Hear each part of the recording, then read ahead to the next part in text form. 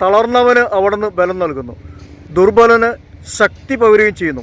യുവാക്കൾ പോലും തളരുകയും ക്ഷീണിക്കുകയും ചെയ്തേക്കാം. ചെറുപ്പക്കാർ ശക്തിയേറ്റ് വീഴാം. എന്നാൽ ദൈവത്തിൽ ആശ്രയിക്കുന്നവർ വീണ്ടും ശക്തി പ്രാപിക്കും. അവർ കഴുകന്മാരെ പോലെ ചിറകടിച്ചുയരും. ഓടിയാൽ ക്ഷീണിക്കില്ല, നടന്നാൽ തളരുകയുമില്ല. യെശയ്യാ പ്രവാചകന്റെ പുസ്തകം 40-ാം അധ്യായം 29, 30, 31 തിരുവചനങ്ങൾ. തളർന്ന മനസ്സും തളർന്ന ഹൃദയവുമുള്ളവർക്ക് അവിടുന്ന് ശക്തി പകരും. നഷ്ടപ്പെട്ടു പോയ കൃപയും അഭിഷേകവും ദൈവവരപ്രസാദവും ദൈവം വീണ്ടും തിരിച്ചു കൊടുക്കും. ദൈവത്തിൻ്റെ സ്നേഹം അനന്തമാണ്.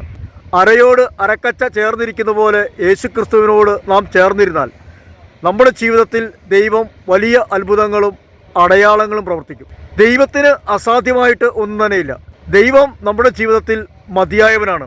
പരിശുദ്ധാത്മാവിനാലും ശക്തിയാലും നിറയാം. ആത്മാവിൻ്റെ പുത്തൻ അഭിഷേകം പ്രാപിക്കാം.